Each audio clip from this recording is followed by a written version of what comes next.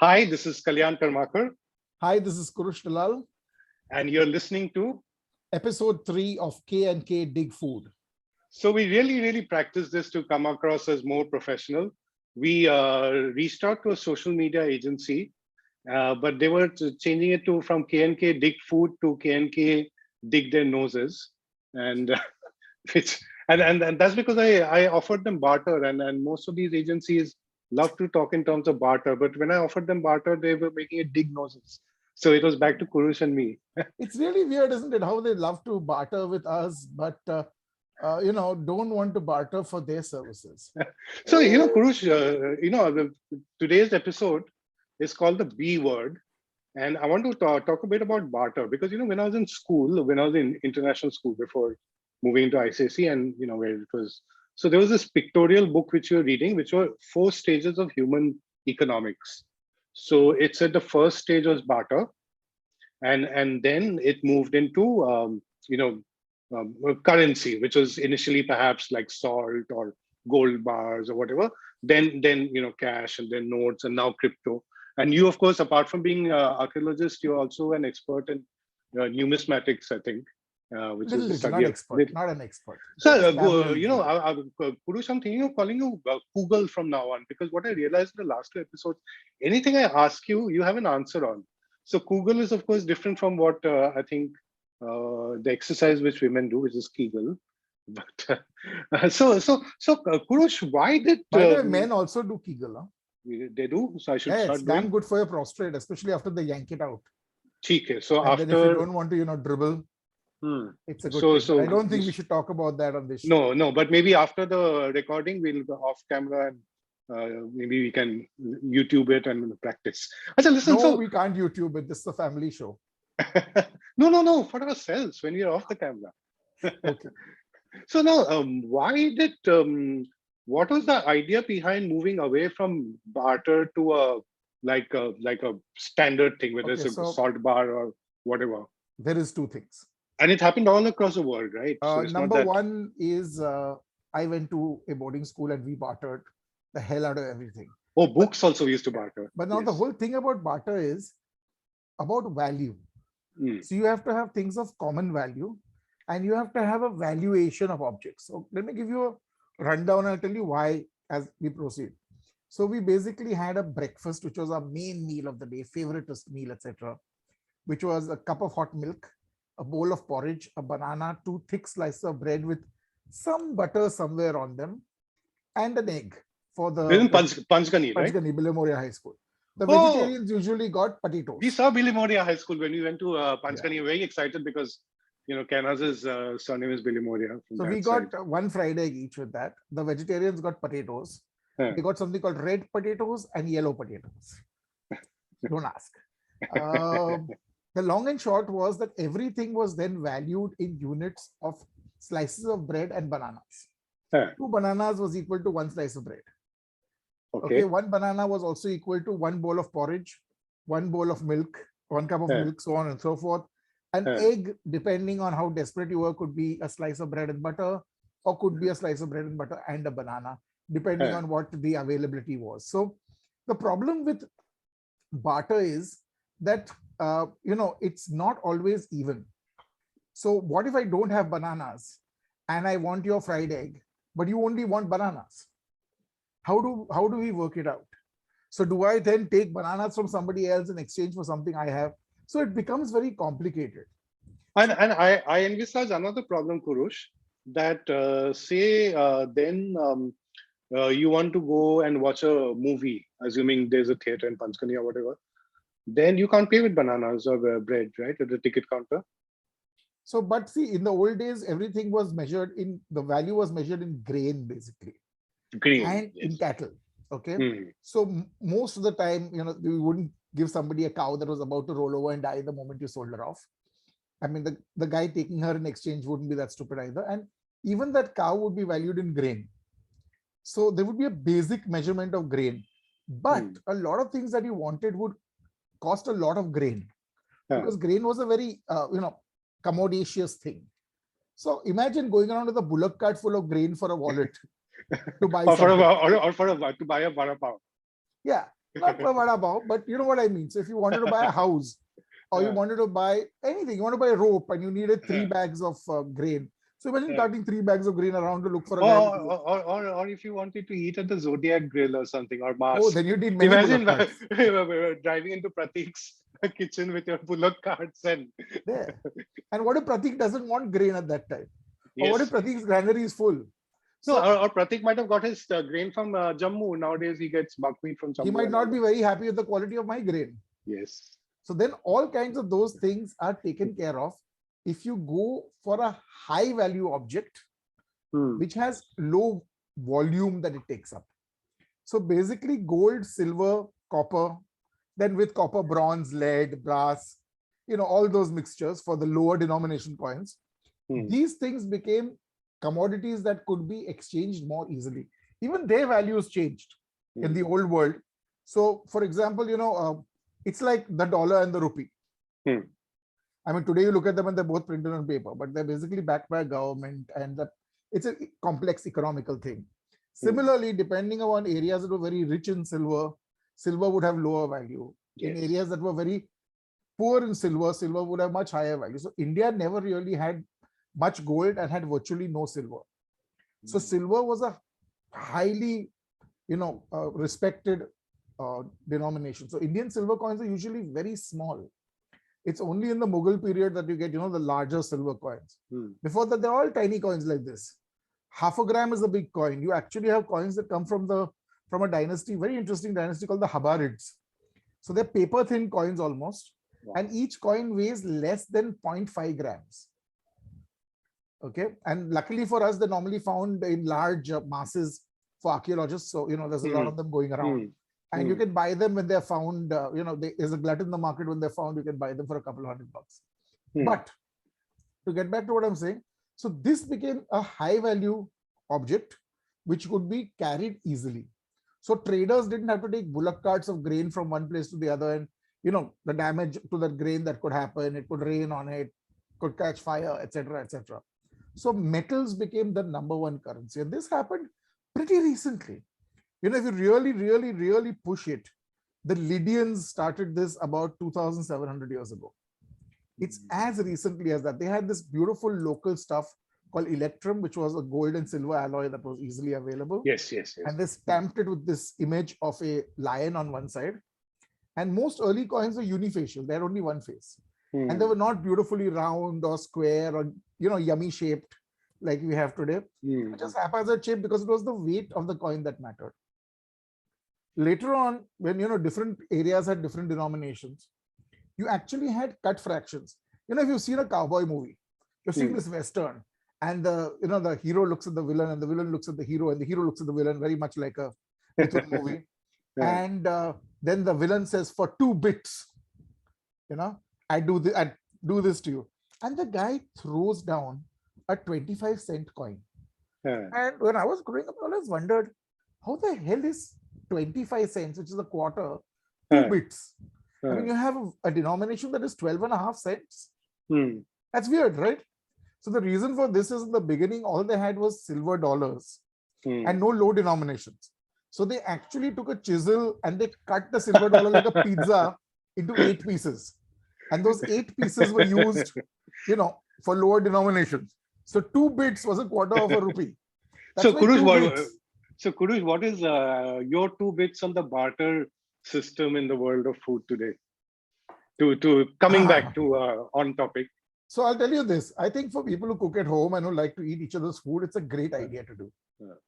So if you're a regular Joe cooking at home and I'm a regular guy cooking at home, and I see this amazing food you're putting up, I say, "Hey, Kalyan, I'd love to send you lunch in exchange for you sending me lunch." I think that's a damn good thing. Yeah, that's what we used to do in school, like exchange tiffin or exchange Hardy Boys books. But when you say, Kalyan, you are an influencer, and when you put up a picture on Instagram, a lot of people will drive business my way.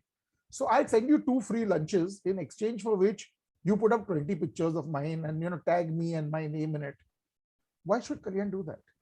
I mean, at some point, Kalyan will be eating 16 lunches a day, and at which point Kalyan will have serious acidity, heartache, whatever, not to mention clogged arteries.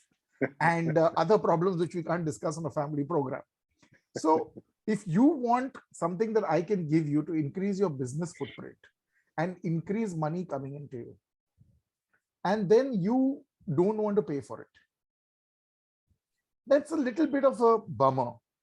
It's even worse when you're an agency. So I have an agency, and my agency contacts Kalyan and says, Kalyan, for 2 tweets, 2 Instagram posts, 4 Instagram stories, 1 Facebook post, and they have this whole thing compartmentalized, okay? And we'll send you 1 free lunch. And Zomato review. Yeah, Zomato review. And we'll send you 1 free lunch. And Kalyan is like, you are getting paid to promote Kurush's business. Why the hell should I do it for free for you? No, it will build up goodwill. If you didn't already have goodwill, the agency wouldn't be coming to you in any case.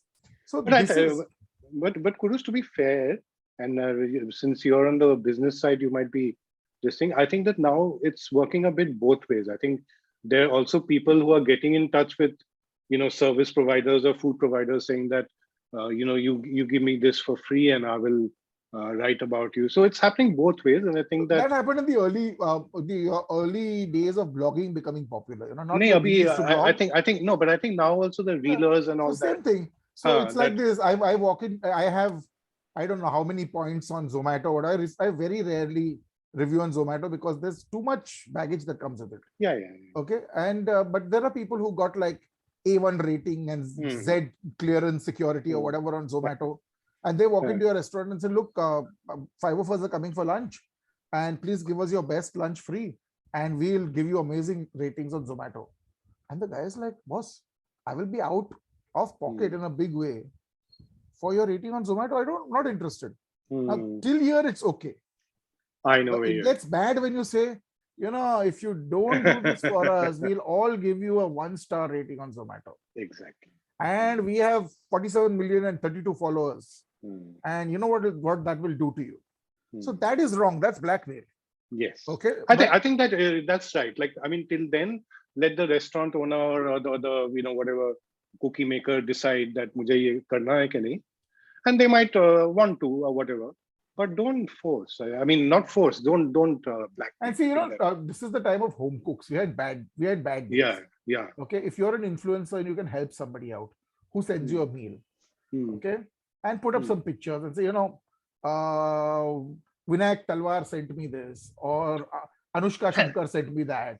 And to your integrity. If you didn't like something, then don't. Don't post, and be nice enough to call up that person and say, look, man, this really sucked. I didn't like it, but I haven't posted anything about it, because why give negative publicity to somebody and hurt somebody? That's not what you want to do, no? Yeah. At the end of the day, that's not what you want to do. You don't want to damage somebody's reputation. You're trying to help people. I regularly have friends of mine who have huge followings, who get damn excited when I put up a menu and share the menu with all their friends. And I'm very grateful to them. Okay. I have never sent some of them anything free in my lives. Some of them have never even ordered anything from me. Yeah, because they live far away. But it's like, people in Bombay, Kurush is doing a menu, please share. Look at it, that kind of thing. Yeah, exactly. And in our case also, sometimes we order because Kainaz and she's grown up on that sort of food, and we don't cook it at home. But so like I wouldn't mind doing it like 3 out of 4 Sundays also. But say if it's a Keralite meal or a Punjabi meal, maybe once is okay in a month. But I will not want to have a Keralite, Andhra, Tamil veg lunch every Sunday. So Anyway, so listen. I've got it back slightly towards a food topic, and like I said, the subject today is the B word, and the B word is not barter. It's not the other B word which might get us trolled by people belonging to a certain political affiliation. 4 alphabets. 4-letter B. Alphabets same. It's not a 4-letter B word either. I'm talking about biryani. And biryani is a subject on which Kurush and I troll each other a lot. And we don't care if others troll us. So here's how we're going to do the big fight, Kurush, today. Is that I am going to talk about my experience of first having come across a biryani in Mumbai. And then I'm going to give it across to Kurush for his first experience of having what is called the Calcutta biryani, and then if we don't complete an hour in that, we'll take it on from there.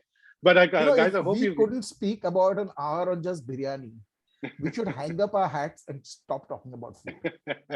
Yes, I find it funny, these tweets going around now. 5 subjects I can talk half an hour each on.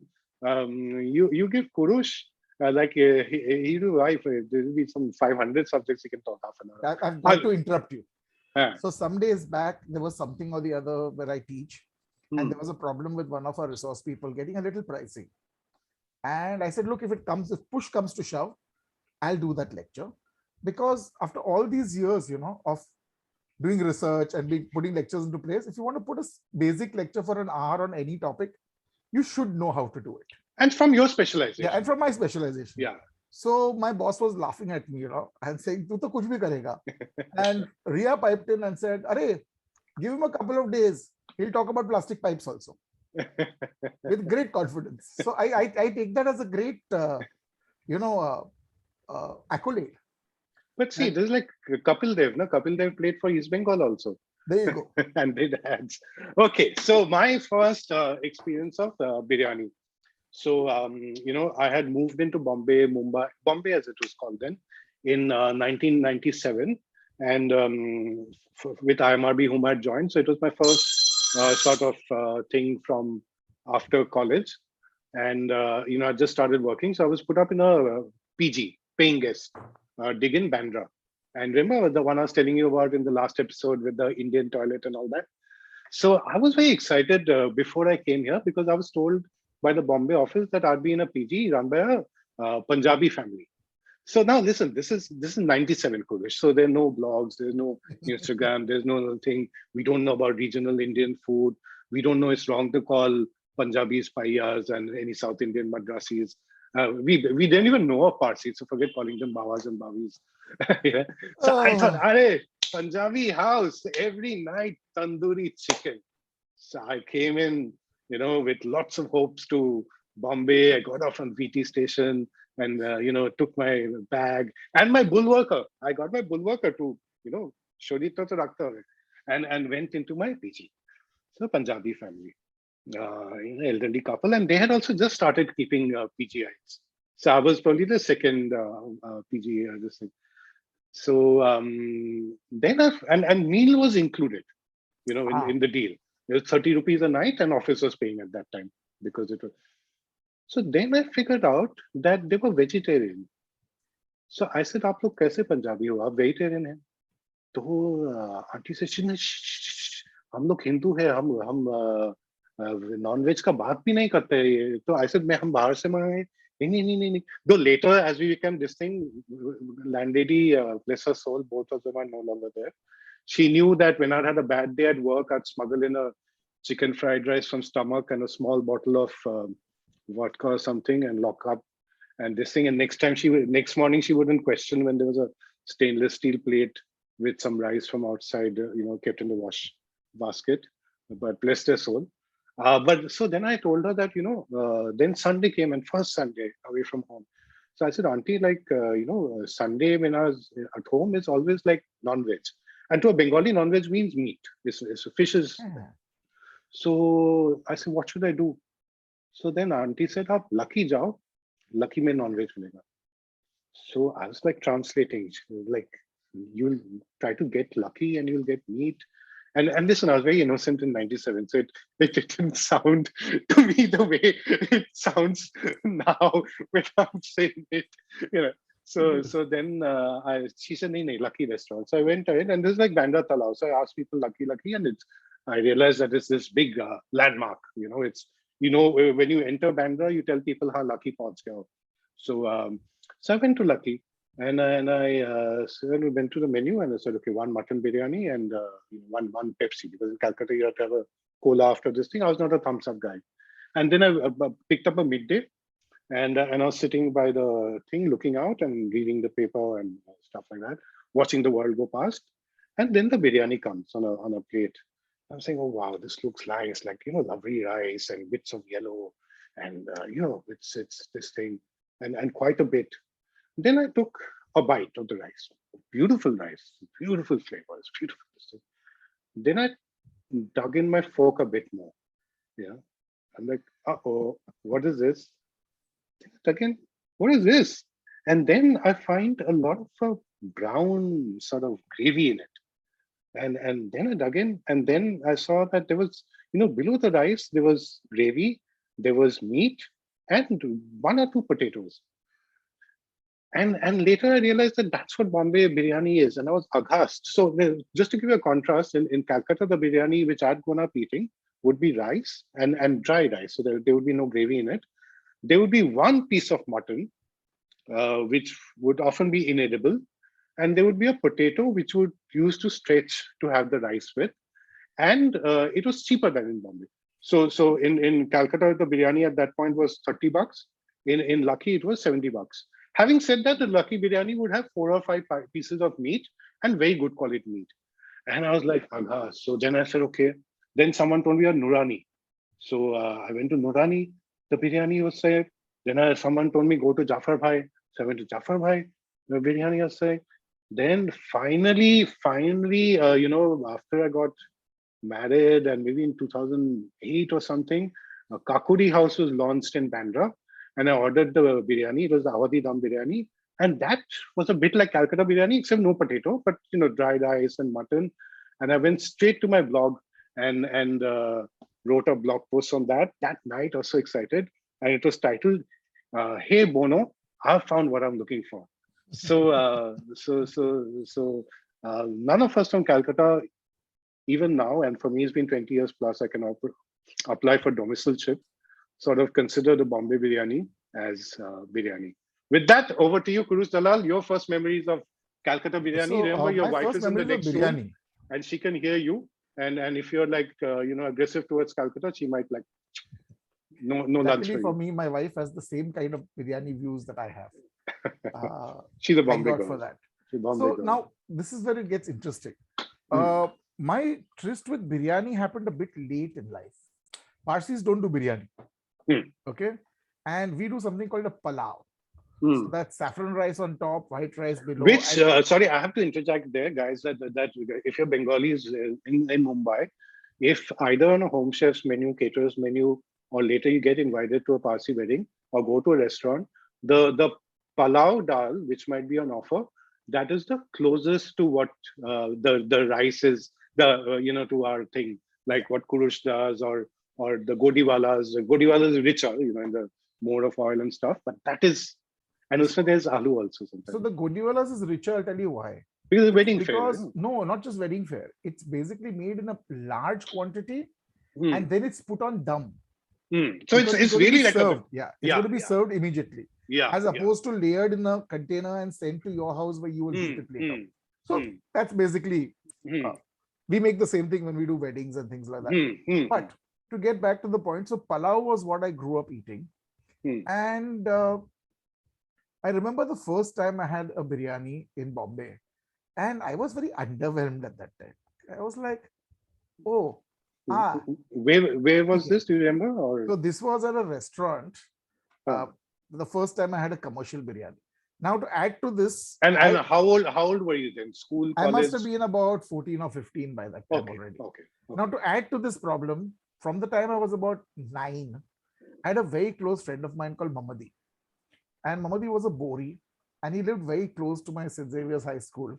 So we were at Dhobi Talab, and he lived at Abdul Rahman Street. Is that why you know Bodi Mahalla so well? Oh, one of the reasons. Okay. But I would be in Mamadi's house at least 3 times a week for lunch. So we quickly scoot on our little chubby legs as fast as we could go, climb 5 floors up. I mean, I think about it these days and wonder, just so that Shirin auntie could give us a gorgeous meal. She was one of the greatest cooks that I ever met. So one day we ended up there because I think it was. And the Bori biryani is also beautiful. Huh? So it was Eid. And she had made biryani. And we had come the next day. So you know how biryani gets better the next day? Yes. So I was like, whoa, biryani. Oh my God, what a thing. You know? And then a few years later, I went out. And their biryani is similar to what you call palau. Yes, quite. But not the same. But Yeah. So after that, I went out to a restaurant. I'm trying to remember the name. I think it's still there. It's called Bawarchi. And it's in line from Crawford Market towards Metro. And it was a friend's birthday. And he insisted on taking us for a treat. So I ate my first butter chicken and my first commercial biryani at the ripe age of 14. Okay, which is quite late in life. The butter chicken, I was like, whoa, this is a fun thing, Tandoori tossed in a tomato, onion base. And also khattu mittu, which a Parsi will also like. But not too much mittu in those days. I mean, the mittu is more of a Gujarati. But, and Montrero burr on top with beautiful naan on the side. The first Who on top? Montrero burr, I mean, mounted with butter, a good butter chicken. I thought it's some French can dancer. So that's what the French do, make all their food good, no? You put on butter in the end right before you send it out. So Ludhiana style. After I had the first course, I was like, yes. Looking forward to biryani, and my only reference point was Shirinanti's biryani. Shirinanti's, yes. And what I got was nice, but kind of a letdown. I mean, there was meat. There were a few green grains of rice and a few pink grains of rice, yellowish rice otherwise. And there were a couple of pieces of meat. Nothing to write home about. I was like, okay, this biryani is some kind of funny animal. So I went home and spoke to my mother about biryani. So she sat me down and gave me the whole gyan about it's like different from house to house, community to community, all over the place. It has a long history. It's supposed to have come in with the Mughals to feed the army, etc., etc. There's biryani from Kashmir to Kanyakumari, from Assam to Gujarat, and blah, blah, blah, blah, blah. I was like, enlightenment. Wow. Then I got married, right? So before I got married, we got engaged officially and went down to see Rhea's grandmom. So that was my first official trip to Kolkata, and it was my first trip to Kolkata. I'd never been to Kolkata. Yeah, even Kainaz's first trip was when he got married. And so we go down to Kolkata, and of course, the whole thing about being a Probashi Jamai. Guys, if you don't know about it, one of the main reasons to marry a Bengali, if you're not from Bengal, is because they just don't throw out the red carpet. They throw out the red carpet and the red carpeters and the red carpet weavers and whatever not. Okay, but you were initially, they were a bit suspicious because you were a caterer. Yeah, but it was cool that I was a teacher's son. So I think that's you want to tell that story? So that's for another, we'll keep that for another day. So in any case, we ate damn good food at home. I was overfed. I mean, meals rolled one into the other. It became a bit of a blur. And then one day... And you were a lot thinner then from the pictures I've seen. Yes. Why? How do you think I've got this way? It's by being marriage does it to Bengali you. Jamai. Yes. So, okay. So one day we sat down to have drinks and Rhea's cousin said, we'll call for some damn good biryani and we'll have a biryani party. And by then I'd had a fair share of biryanis and I was like, you can't really go wrong with a biryani. A biryani is it's like a margarita pizza. You can't really go wrong with it. Even if it's made on naan bread with tomato ketchup and Amul cheese, it's still edible. Yes. So biryani came and it came in card paper boxes. I won't say cardboard boxes. It came in card paper boxes. Yes. Printed card paper boxes. Same with sweets coming. Yeah, very similar. So I was a little like, okay, I've had biryani in plastic bags. I've never had biryani in a card paper box. Bento box. This was very interesting. And they're bento because it actually bends. Very bento. Yes. With rubber bands on top. Rubber bands. So two rubber bands. It's actually a bento box. So and they came. And the rubber bands are then later saved in the kitchen. Of course, the rubber bands are always saved. Barter. In all communities in India. I save my rubber bands even today. So these rubber banded boxes of biryani, I was like, damn weird, man. I couldn't wait for dinner to happen. Okay. Then, of course, the bad luck was we sat drinking and my cousin-in-laws, etc., had to show me how they could show me a good time. So we drank a hell of a lot. But were the elders around? Because in the Bengali thing, normally like you go to another room. Elders. Separate room. And then you shut the room and, then the host sort of below the bed, where he keeps it debonair and all that, will take out a little this thing. And so class. Luckily for us, we were all old enough not to have it under the bed, but it was in a cupboard. And you're never not old enough to have it under the bed if you're Bengali. So, okay, so then we were drinking and we drank quite a lot. And I think they were also happy with the Jamai, that the Jamai wasn't absolutely a milksop who passed out in his first drink. And then suddenly somebody said, "Arey, it's getting late. Let's eat dinner." Now, one of the things that I have problems with is cold biryani. Cold. Cold. You know, where it kind of gets congealed and the biryani I'm used to, which is an oily, ghee-filled affair. Sort of, becomes hard and so room temperature is okay. Cold is the problem. No. So cold to me means, by the time the heat is gone out of it at room temp. So I was like, that biryani has been sitting in cardboard boxes all this time. Let's be open-minded about it. So biryani was served. Everybody was given a cardboard box on a plate, and we popped open our biryani, and special biryani had been ordered. Please note. Extra mutton, and with a deal. So the Parsi in me was happy to see a big fat boiled egg on top, a potato, a potato poking out. And one of the great things about Bengali food is that they half fry their potatoes before cooking them. So the integrity is maintained of the potato. It doesn't kind of go away. I'm good with everything, even the fish or vegetables, everything. I'm good either way. I like it the other way also. And I normally cook it with the skin on.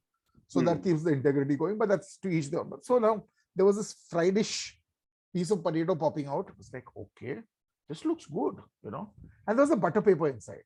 So I lifted my whole thing out of its cardboard box and said, let's get at it. But were you given a plate? Yeah, there was a plate. Because in college, we would get, volunteer boxes and all that. So then you have to eat it from the... No. We were at home. So we were like on an advanced level. And you're not in a hostel or something. So, and I was the Jamai, remember? So giving the Jamai just a cardboard box would probably... So you'd probably get a porcelain plate. No. Everybody got... Or melamine. Everybody got stainless steel plates. Okay, sorry. Okay, my wife's family loves their stainless steel plates. So it was put. And I was like, okay, what the hell? I'm hungry. So I dig into my biryani. And my fingers kind of go right through rice. Hello? And then they close upon a really large piece of meat shank. Okay, which I kind of pull out. And it's dry. Yes. I'm like, I can't defend the meat in there. It's like a boiled piece of meat. I'm like, okay, I put it on the side. I look inside it. There's this egg, which looks slightly fried, by the way. There's this really large potato like this, okay? And there's this rice. And everybody's digging into it. And I'm like, looking around, I'm like, okay. It's very fragrant. Don't get me wrong. Okay, very fragrant. But that's where all my positives end. Okay, there's only one other positive thing I can say about that biryani, but we'll get there. So I'm eating dry rice. Very fragrant, dry rice. It's like chew, salivate, chew, salivate. And then I reach for the meat. And it's a slightly clammy, slightly gluey, slightly toughish meat, which I kind of, damn it all, put my left hand into the plate, yank off bits of meat. Okay, I was trying to be nice and not grab the whole thing and stick it in my mouth. And the meat is flavorful, yes, but clammy and boiled tasting. I'm like, okay. But could you break it? Yeah, with some maybe, effort. Maybe because with some effort, but one could go for it. In fact, that's my problem with biryani. Sorry, just one moment. With biryani in Hyderabad, Lucknow, Mumbai, all the small places, is that the meat is edible and juicy. How can the biryani in a meat be edible and juicy? It can't.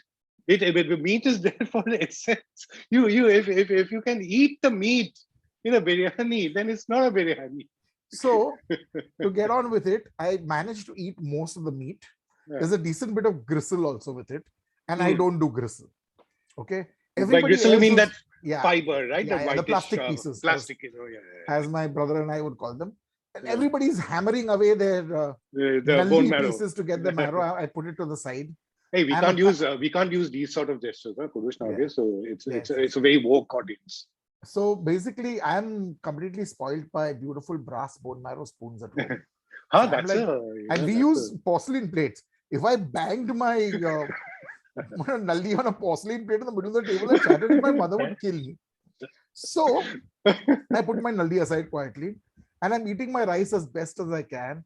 I start taking bites out of my egg. And it's nice. It's a boiled egg. I mean, And especially the yolk when you mash it into the rice, the so you yolk and can't go potato. wrong with a boiled egg, right? So boiled Take egg a is bit of boiled egg. potato, take a bit of the yolk, Now, mash it into the rice. That is where the fun now I happens. get to the potato. So I pick up the potato in my hand, Yeah. look at it, Yeah. and I'm like, by then I'm very, very wary, you know. Nothing is at all exciting about this biryani. So I reach out and I take a decent sized bite of the potato, and that was a good thing. But cold. Cold, but the potato had sucked in the flavor of meat. Exactly. And everything else. So the potato was the star. Everything else was like a by the way. So I took my half potato, quietly parked it on the side of my plate, soldiered my way through the rice. Okay. And when I finished it, picked up my potato and gently nibbled at it. And that potato was what made me feel like I had eaten a meal. The rice was just like I had filled my stomach. Hey, Kurush, I've suddenly this thing struck me. Huh? So I'm going to break this thing because I'm going to use this somewhere. But this discussion just struck me that, you know, when you think of, you know, kings in the past or even rulers today and all that, there are some kings or rulers. In the kings, they used to be called regents, or, you know, in certain political parties, high commands. In certain political parties, they're high ministers. And they're the ones who actually run the government. So the potato is the regent of the biryani, of the Calcutta biryani. Wow! Yes. Mera to headline ho gaya whenever I write my next article. Chalo, good. Yes. So yes. let us get back to it. So Yes. I kind of very, very gently later that evening, or I think maybe the next day, asked Rhea. I said, you know, the biryani thing. I mean, I've eaten some really good food in Kolkata. I'm so impressed. We've been out to some amazingly yummy places. And then this yesterday night was a bit of a bummer. And she said, yeah, I didn't want to say anything, but I don't like this biryani either. I've grown up in Bombay. I don't think this is biryani. She prefers what we call the jhol bhat biryani. So I was like, okay, thank God. Okay, now we are engaged and we can definitely get married because I won't have to, you know. Yeah, I was wondering, did you think at any point that maybe the previous night, Rhea had sort of spoken to her cousins or whatever about something maybe you had done which pissed her off, and So therefore you got the biryani without the yakni. So I did a very, very intense retrospective in my mind about why the biryani is like this. So, you know, people told me the whole Wajid Ali Shah story is purely apocryphal about how he had no money, so he put potatoes. Thinking that when now Wajid his Ali Shah was around, wait. Now his successors are saying no. He had a lot of money, but biryani was the quinoa of his time, and it was exotic. You know, it was like asparagus or something. The potato, you know. Yeah. So the potato. So therefore he put it in because it was exotic. So whatever that might be and might not be. And he was a man with a lot of money. The potato was not very popular for starters. Okay. So I doubt he put it in his biryani or didn't put it, but it doesn't matter to me. The fact is, Wajid Ali Shah would have killed himself by committing suicide with a blunt teaspoon before the poor bugger ate a biryani. I mean, he was Wajid Ali Shah from Lucknow. He was going to eat a pilaf for his meal. Biryani is what the Aam Janta ate. Exactly. Mango people. Wajid Ali Shah did not eat biryani. So I don't know what Wajid Ali Shah's claim to biryani is.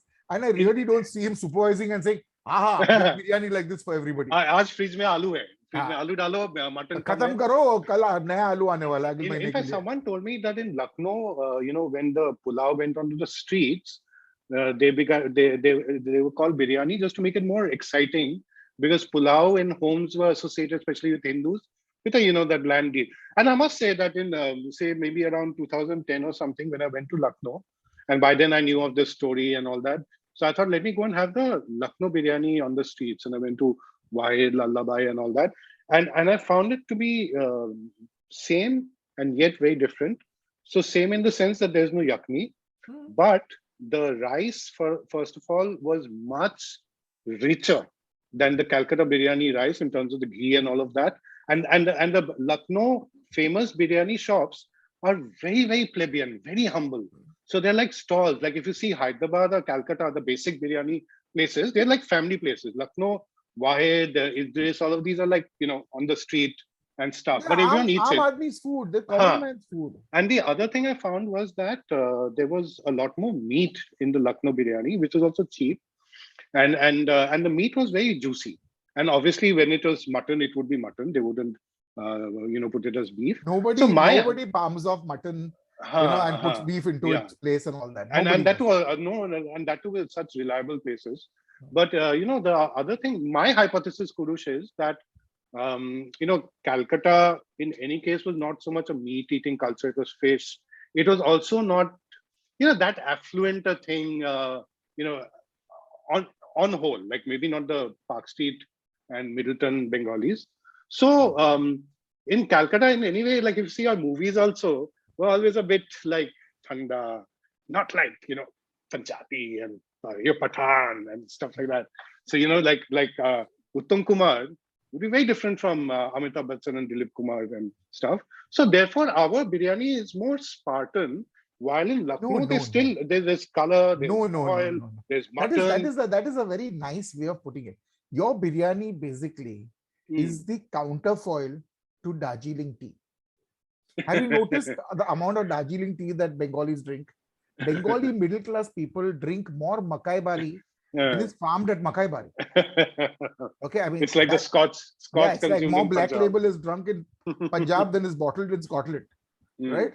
So the first time I drank real Darjeeling tea in Kolkata, it was all smell, no taste. And that's exactly where it came down to. It's like truffle oil. Yeah, ultimately that biryani is the poor man's Darjeeling tea.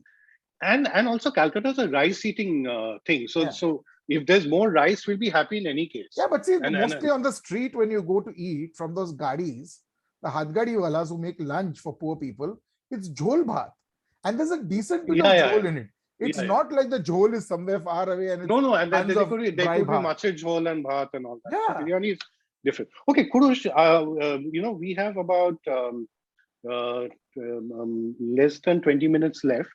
So I have one particular angle which I want to bring up, and then we'll take maybe 8 minutes each or something like that, which is that on biryani and food writing in general, because you take courses on food writing and stuff. So you read so much, you've been interviewed so many places. So I'm sure you have your point of view on this. And I'm going to use Parsi. I have a point of view on everything. And I'm Bengali. I'll write a letter you to the have a editor point of view on your point of view. I'll write a letter to the editor on my point of view. So if I see most of the discussion on the biryani of Calcutta, which largely started after blogs started and influencers and all that, because earlier there would be very few people. So I read Veer Sanghvi's article on root food in the book, and he gave the thing, including the potato and all that, the prevalent theory then, which he's also now questioning because he's also met more people. But the thing is that after that, there was this fixation, and I know this sounds gross, with Wajid Ali Shah and his potatoes. But okay, my that sounds problem, really, really wrong. Yes. So not his nipple. Okay. So I have a very high viewership between women of my age. So I'm not going to talk about that anymore. But Ali Shah's left nipple will not be talked about further. or his potatoes. No, but my point is that when I read Veer's article, it gave me a whole new perspective. Then there was another perspective of whether it was because of poverty and this, that. But after that, almost every article I've read on biryani has been on the potato. And the thing is that when you read a 347,000 article on Calcutta biryani, which is on potato, you're like, okay. Now, my problem with a lot of food writing today is that, of course, that is important for documenting, but where is the personal narrative? And I want to take the same topic, and I will talk about it and you talk about it. And I'm going to show that how you can take food to sort of show what a culture is. So I want to talk of biryani and how biryani was in 1880s and 90s Calcutta. So which is in contrast a bit to your thing that you had a biryani when you were 14 years old. So then we'll get the Bombay perspective and how was it in Bombay. And thereby, I'm going to show that how you can take like food and personal memories and then build a social construct of that thing.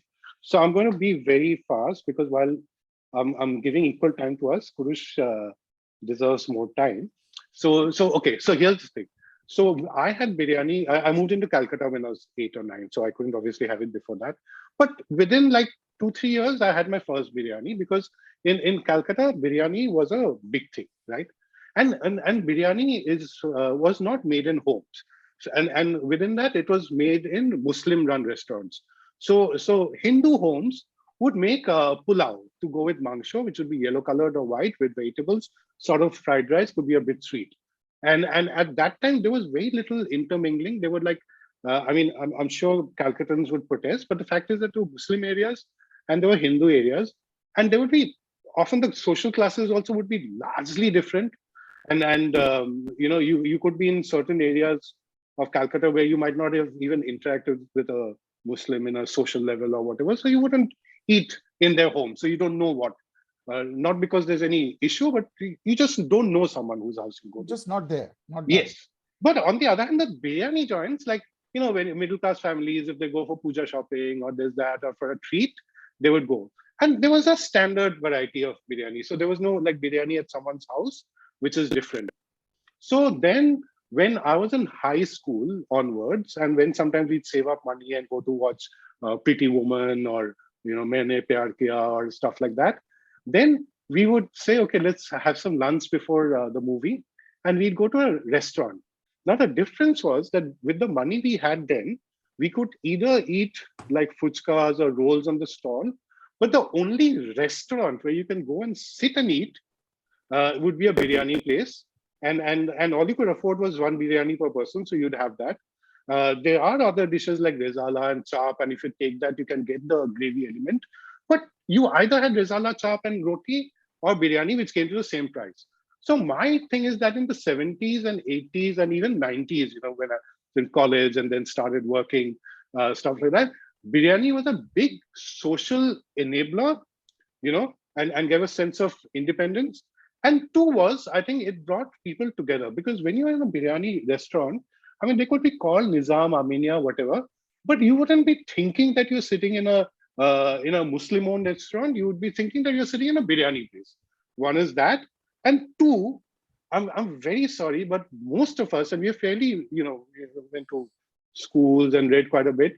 Most of us didn't really know of Nawab Aziz Ali Shah, till much later. So when we're eating the biryani, then the potato, the mehetwa, or the importance of the potato is that it could make your meal stretch, because even in the meat, if there were just a few strands, that potato can stretch, and the egg would come only in the special biryani. So you'd get an egg and 2 pieces of meat, and then you can take the yolk and potato and this thing. But special biryani is if you're going on a date, but not to impress someone, then the two of you order a plate and share it, when you're in that level of relationship. So to me, that is what biryani means in the context of the late 20th century, that it was a social enabler. It was not so much on the streets in Calcutta as it is now. Having said that, Kurush, you have 10 minutes to tell me what biryani meant in the context of the social fabric of Bombay. So in Bombay, biryani was not a big thing at all. Okay. When I was growing up, none of my friends had biryani party.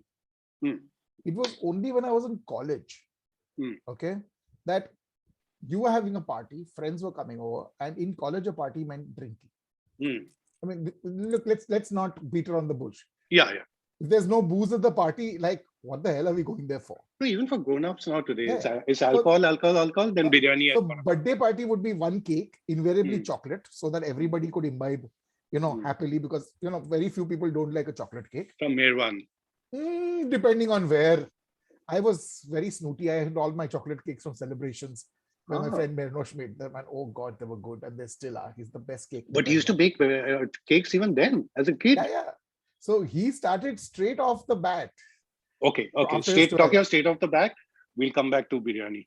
So you guys didn't even go to restaurants and eat biryani? So no, you didn't eat biryani in a restaurant. Biryani in a restaurant was down market.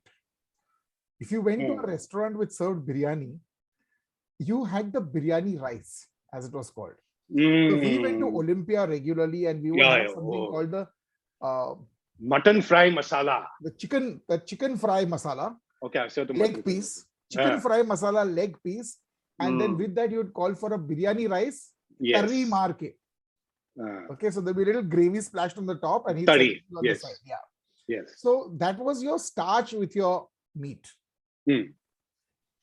Versus having a roti or something. The biryanis I experimented with were new fun biryanis. So chicken tikka masala biryani at Nurani. And then there was had a fish biryani also. Yeah, there was the white chicken tikka masala biryani, which was called the Reshmi chicken tikka masala biryani, which I thought was a fun thing because it didn't taste like biryani and it tasted nice. Okay, so that's a and Noor Mohammadi had that white mutton pulao. Yeah, Noor Mohammadi had something very close to a Bori biryani because I think that also had to do with him being near Bori Molla. Nobody in Bori Molla did a biryani. And Noor Mohammadi was not himself was not a Bori. No.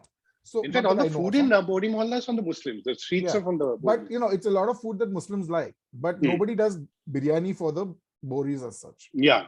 So it was only later on in my in my graduation days that you'd go to a party and the guy organizing the party would be sick of throwing food away. And the trend was call for a veg biryani and call for a chicken biryani. Now, chicken biryani does not excite me very much. But I'll say this. A mediocre chicken biryani is far better than a mediocre mutton biryani. Because a mediocre mutton biryani is a terrible thing. So, you can say, it's chicken and pass it off. If it's mutton and it's bad, it hurts because it's red meat and it's a celebratory thing for all of us. So, Kurush, Parsis. So, Kurush, the question which is striking me now is like, see, I give you the example of, when we were in school, college, we would go to these biryani places and eat. So if you guys looked at biryani as down market and you were still students, so where would you guys eat? So if you wanted to have a meal? So basically, if you went out together as a gang from college, invariably you went to an Udupi restaurant because then it was across the board for everybody. So going out for biryani to a Chilia restaurant was only with buddies. So going to Olympia was a buddy thing. And then automatically you went for the keema and eggs in the morning, or if you were lucky enough, you had the mutton roast. And also, if I take the shanks of mutton, if I take the Chilia restaurants which still exist as they are in Mahim, Olympia, in any case, has become pretty upgraded. He's now become upmarket. I think that they were more grotty than the Mughlai restaurants of our time, because families used to go to. They were very grunge. They were very grunge. Armenia, Nizam, Ramania, families would go. I'm telling you, it was many years later when I went to Pune that I regularly started eating biryani because Rhea loves rice and meat together. Where? Blue Nile? No, Blue Nile has terrible biryani. At least in my days, it's biryani, suck it. I had the I'll say that on the record. So we went to a place called Good Luck, down from Ferguson College, and 2 chicken masala fry with roti, followed by 2 mutton biryanis, and I would luxuriate in a bread pudding corner piece. Okay. Yeah, even Kainaz, in your caramel custard, which you always slip in when we order from you, and Kurush always slips in the, and so then when I do the hisab and send in the thing, I don't include that because he sends that for Kainaz, and Kainaz takes all the corner pieces, even when she has like bread puddings and all that. That gets more caramelly, no? So this was our standard order if we went there. Then there was this amazing place which you've got to go to just to have your brains melted down once in your life. It's called S-Peej Biryani House. I've heard of it. In fact, S-Peej I wanted to go there in one of my trips, but it was just too far from when I was. I sometimes ask myself today why we went there, honestly. So it's opposite SP College. It's on the first floor. It's the oiliest damn biryani in the world. It's pretty tasty. Yeah, Jayesh was telling me about it. He said you might not like it. And I wouldn't eat it today. In my college days, it was a fun thing to do. But what I loved about it was, a lot of biryani houses started serving a little bit of gravy with your biryani. Normally a spicy rasa. So which is the Marathi thali style also, no? With the mutton thali, there will be a rasa. It's kind of like, their answer to the salans of Hyderabad. Salan types. Okay. Yeah. So SPs would have a vati of that. But very importantly, he would have accompanying it something called Zawlechi Koshimbir, which is basically dried prawns fried in masala with onions. The whole tiny prawns on the shell, fried in masala with onions and served on the side. The only place I know which served dried prawns alongside your biryani. Oh my God. Yes, you have a mutton biryani here, and you got a bowl full of little bowl full of dried So prawns. Koshimbi is not just that No, cucumber koshimbi and just means sesame things chopped up and mixed together. It could be cooked, finely it could be chopped. not. Yeah, Finely finely chopped. chopped. So if I was to have a Marathi translation of a site, it will be Koshimbi. Yes. Koshimbi is by And Kalyan Karmakar. Oh, not bad. and then we started going to this place called Dorabji's. Now, Dorabji's is a Ah, venerable Parsi institution. but it's famous for its. On its good days, it's fantastic. On its bad days, it's still pretty decent. It's oily. It's pretty decent. Let's not go down there. And very much like Lucky, you can ask for extra potatoes. Yeah. So that is very important. So Dorabji's biryani for lunch is something that I recommend to everybody. Even Jayesh said he grew up eating it. Dorabji's biryani for dinner somehow, I don't know, maybe they cook changes or whatever. But maybe the different. cook knocks on a few Possible. APM. It's different. Okay, Kurush, I'm going to break it now because I really want to sort of not cut this episode and we have 5 minutes. So I just want to make a quick observation and then I want your take on this as someone who's a academician, scholar and looked up to by people. So from what I got from both our conversations, in my case, it showed the centrality of biryani to people of my generation and which seems to have continued. And which is why people in Calcutta are so passionate about their biryani, probably second to the people in Hyderabad. You can always debate if this biryani is up to your taste or not. Now I have understood that why people in Bombay, like even when I speak to Kunal Vijayakar or you and this, that, today I've realized why, you don't get your these things about the biryani the way which we do. Because in a not over biryani, it's biryani, because so the biryani in your life, and I feel really sorry for you guys, was idli dosa vada sambar. So I will in future never sort of pull your leg because you've had a hard childhood. But Kurush, now Kurush Dalal, much looked up to academician who runs courses on food writing. In 2.5 minutes, your point of view on the focus today, which seems to be so much on ingredient, history, folklore, social politics, point making, standing back sort of reportage versus this first person reportage, which then brings a world alive, which the Busy Bees and Veer Sangvis and all that do, Veer still does, which is what the bloggers do or used to, but that seems to be completely looked down upon. So do you have a point of view on that? 2.5 minutes. Kurush, that's okay, so number one, the thing you've got to understand about biryani and food writing, not biryani. No, Calcutta biryani is an emotion to a large extent. And because of the way food writing has emerged in Eastern India, it's become the thing. It's like, could you be a food writer and not have spoken or written about Calcutta biryani if you come from the East? I mean, what kind of, it's like making your bones. If you haven't got a biryani episode on your channel, you're not from Kolkata.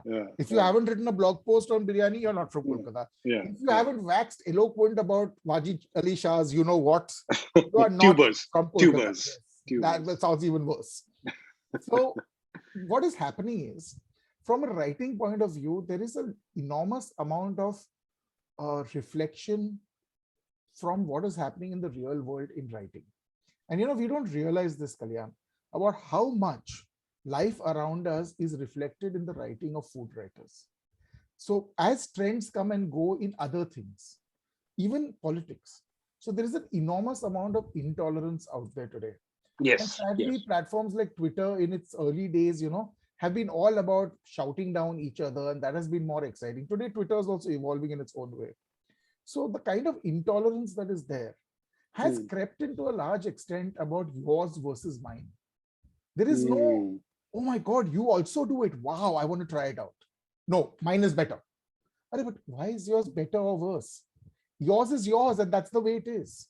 You take an Ambur biryani from South India and you take a Kolkata biryani and you put them side by side and say both are the same dish.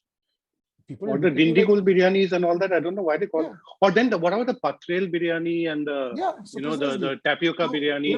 And in Iran, biryani is just fried meat. That's biryani, by the way. But basically the whole thing is you got to get etymological then. It's all about the fried onions. And have you noticed something? There is an enormous dearth of fried onions in the Kolkata biryani. No, there's none. In fact, I get upset if hotels or high-end restaurants, it is Calcutta So biryani, the and they name put fried biryani onion. comes from the biryan, okay, from the birista. And that is not there in the Kolkata biryani. So to me, Kolkata biryani is a different animal that calls itself a biryani. But Kurush, you're not it. sticking to the question, and So, I don't know what to do. Come back to what you said. My question, and we've overshot, but I might have to Never cut mind. this on Keep it Instagram. going. But the point is that your point of view on reflective writing versus investigative, fact-based sort of. So the other writing. problem is when you come to that bit that you were talking about, how can you do research-based writing in a discipline that has no records? See, most of the cooks were either women at home, and let's not make any bones about it, okay, who were kept illiterate to a large extent. So till the beginning of the 19th century, we virtually don't have anybody writing about food in India because they couldn't write. Then and the men didn't care to write about food. Then you have people who are nawabs writing and rulers writing, because they're going to eat a rarefied kind of food which you like and what I Babar would eat. But what Babar would eat, you and I wouldn't want to eat, but that's a different thing. Then you have the problem that most commercial cooks who made things like biryani and other things were men. The Khansamas were all men. They might have been supervised by women very often, okay, but they were to every extent and purpose male cooks, and they were to a large extent guarding their own secrets. You were good, you were a one-dish wonder in a big court. So if you're a one-dish wonder and this was what your entire life was based upon, you weren't going to take a chance to write it down. I remember, Qureshi's son, Q's son, talking about him, saying, my dad won't tell me in detail how he makes his own biryanis. But the dad used to be a consultant to ITC, no? Yeah, but see, I will consult and tell you how to make your biryani. I will not tell you how to make my biryani. How I make my biryani. So his whole thing would be, you have to pay attention. I don't teach blow by blow. So I remember his son telling me one day, and you know what he'd do then was, he'd have all these trays laid out with ingredients, and then he'd distract you like a good stage magician. And when you look there, he'd put something in that you didn't know. And the old man had an amazing repertoire of food, and he was brilliant. But there's no two ways about it. I mean, he was a master. But he didn't really want to document his recipes. You understand? So that is the difference. So how do you actually have authenticity? Even if you're trying to be research-based authentic, forget about authentic because my mother told me it was made like this. That is a different issue for a different day. But just think whose mother is more authentic than whose mother. And everybody's mother is best. So I don't have a problem that way. So we overshot it. So in Instagram, probably guys won't see this. But my lesson from this is that I think both sorts of writing are necessary, and the fact is that people are doing research-based writing on Indian food. Finally, is a great thing, and with that effort, and if it's done in a proper academic way, then I'm sure that our knowledge of Indian food will be much better than what it was in 20, 30 years back. Just being honest and saying, this is what I have. This is not from my 17th descendant up backwards or something like that. This is what we have. This is what my grandmother used to make. This is where she says her influences came from.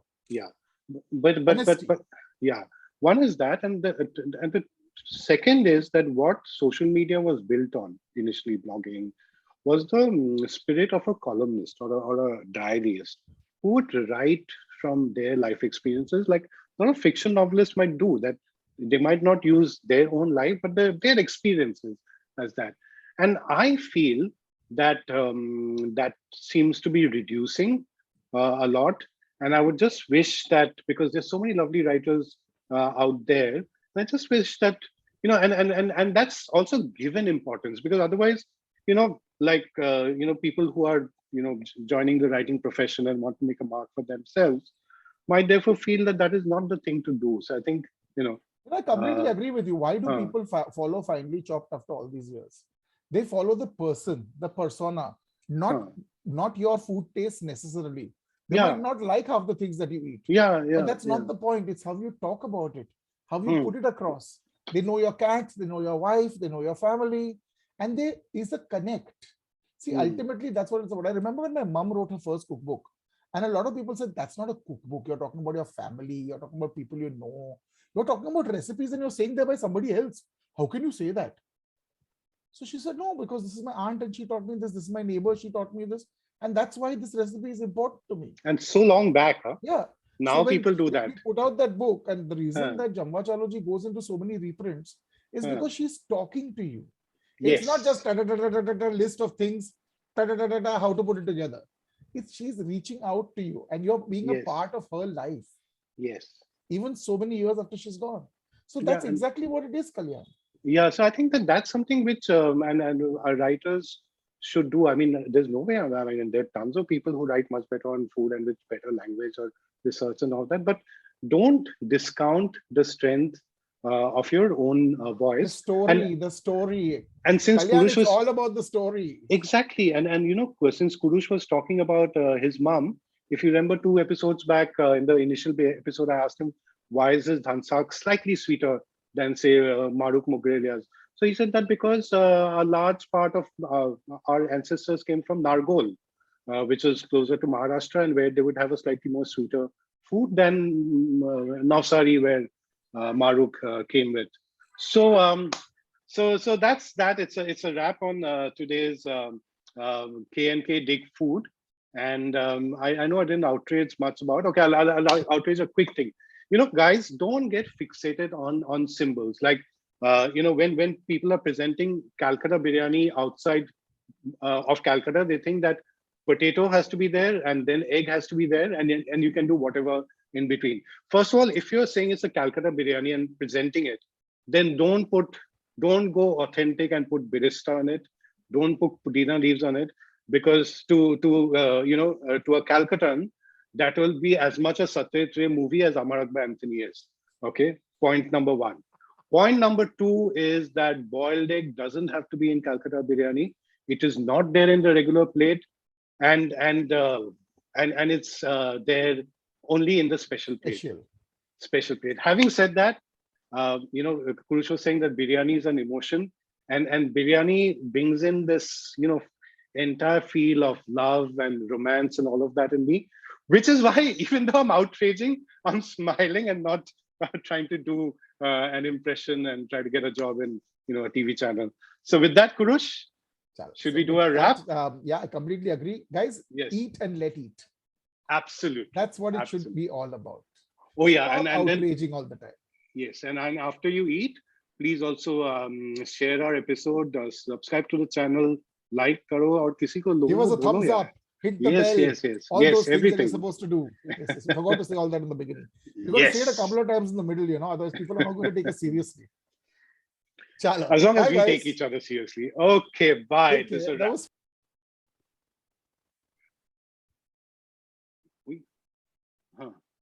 We're still